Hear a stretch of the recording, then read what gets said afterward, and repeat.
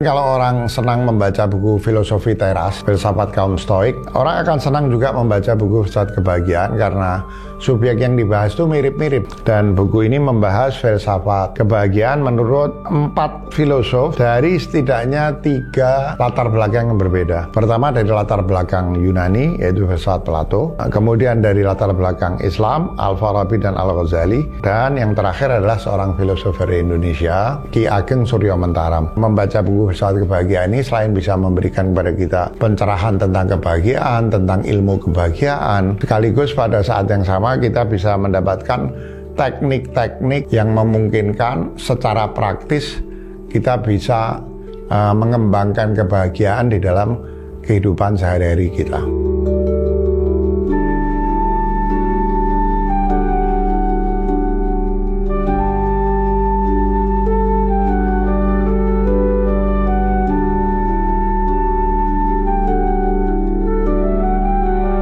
Assalamualaikum warahmatullahi wabarakatuh.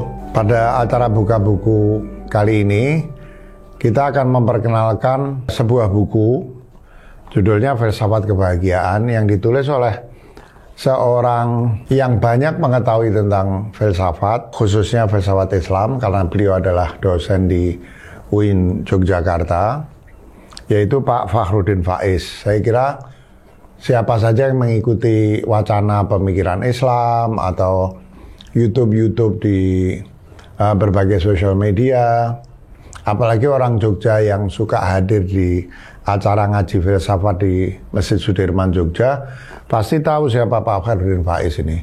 Pak Fakhruddin Faiz ini dosen filsafat, tentu dia menguasai filsafat. Tapi Pak Fakhruddin Faiz punya kelebihan luar biasa yang tidak selalu dimiliki oleh orang yang tahu filsafat. Kelebihan Pak Fakhruddin Faiz adalah kemampuannya untuk mengajarkan filsafat dengan cara yang mudah difahami, ya. Bukan itu saja, tapi orang tidak akan gagal untuk mengetahui siapa pembicara dari sebuah ceramah tanpa melihat wajah orang yang berbicara, karena Pak Fakhruddin Faiz punya suara yang khas, cara mengungkapkan segala sesuatunya dengan lembut, sehingga pendengarnya selalu merasa rileks, dan karena rileks mungkin menjadi lebih mudah untuk memahami apa yang disampaikan Pak Fakhruddin Faiz.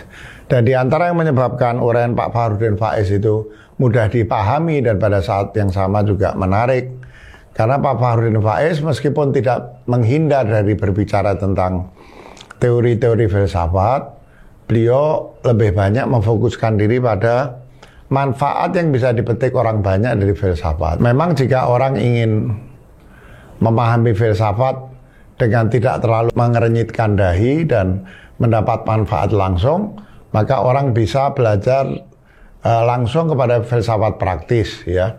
Terutama dari orang-orang yang menguasai filsafat teoritis, sehingga bahan-bahan filsafat praktis itu bisa dipertanggungjawabkan.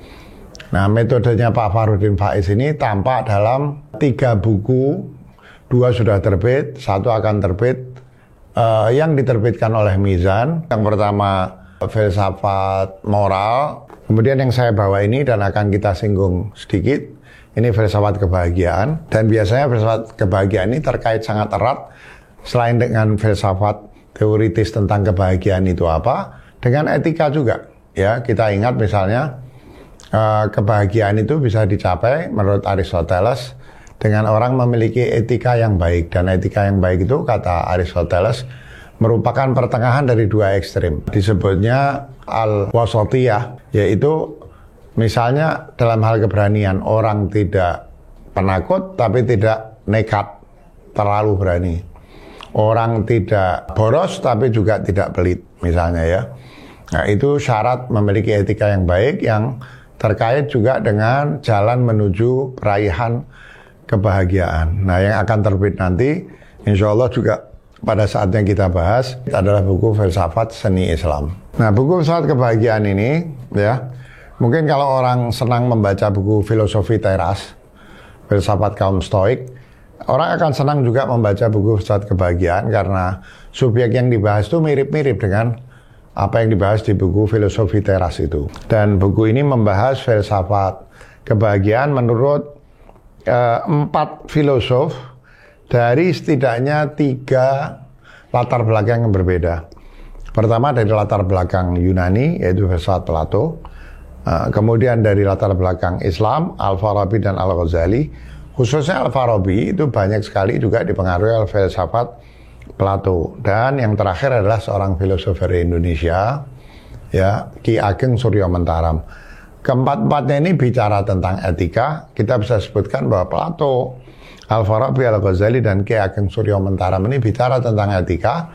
Tapi pada buku ini Pak Fakhruddin Faiz membahas aspek pencarian kebahagiaan atau tahsil sa'adah. Ya, ini salah satu istilah yang dipakai sebagai bukunya Al-Farabi, peraihan kebahagiaan yang berkait erat dengan etika. Ya. Dari Plato misalnya dibahas tentang eudaimonia, yaitu kebahagiaan yang lebih lestari, bukan sekedar kenikmatan sesaat seperti makan, minum, memenuhi hubungan seks. Itu juga bisa disebut sebagai kebahagiaan, tapi kebahagiaan sesaat. Nah, eudaimonia ini adalah kebahagiaan yang lebih lestari, lebih hakiki, yaitu kebahagiaan yang terkait dengan kepuasan jiwa, antara lain dengan pemilikan ilmu dan pencerahan. Ya, itulah yang dibahas tentang Plato, di samping dibahas serba sedikit tentang siapa itu filosof yang menurut Plato paling pantas untuk menjadi pemimpin negara.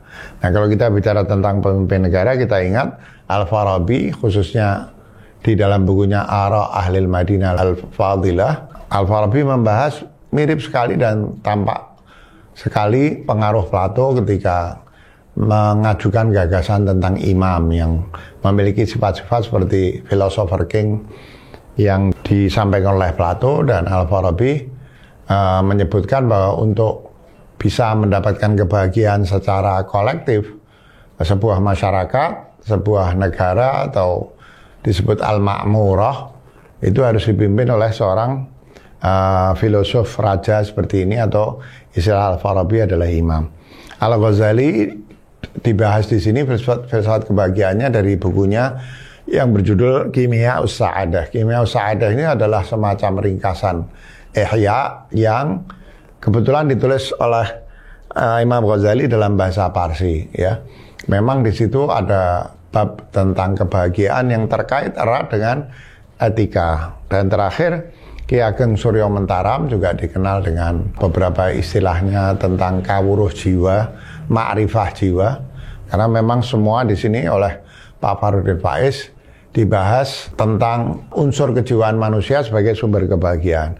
Jadi sebelum bicara tentang kawruh bagjo atau ma'rifat tentang kebahagiaan, dibahas dulu ma'rifat tentang jiwa. Ya, apa yang sama dari keempat filosof ini yang mungkin menjadi dasar pemilihan oleh Pak Fakhruddin Faiz, selain membahas tentang kebahagiaan yang terkait erat dengan etika, tampak bahwa kesemuanya itu sebetulnya menganjurkan kehidupan yang kesederhanaan, bukan keberlebihan.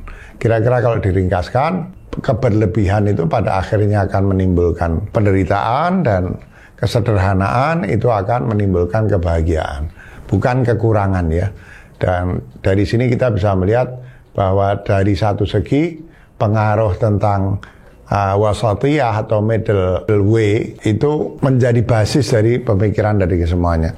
Saya tidak tahu Ki Ageng Suryo Mentaram mungkin tidak dipengaruhi oleh Plato, meskipun Ki Ageng Suryo Mentaram boleh dibilang juga merupakan filosof Jawa yang banyak dipengaruhi oleh Islam. Tapi kita lihat bahwa kebahagiaan yang didasarkan pada etika ini merupakan warna dari pemikiran atau filsafat lokal Jawa juga, ya.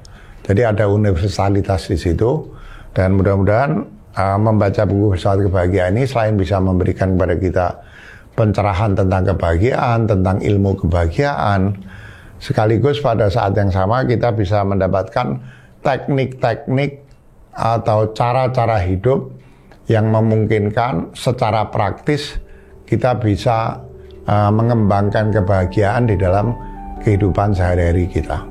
Terima kasih. Assalamualaikum warahmatullahi wabarakatuh.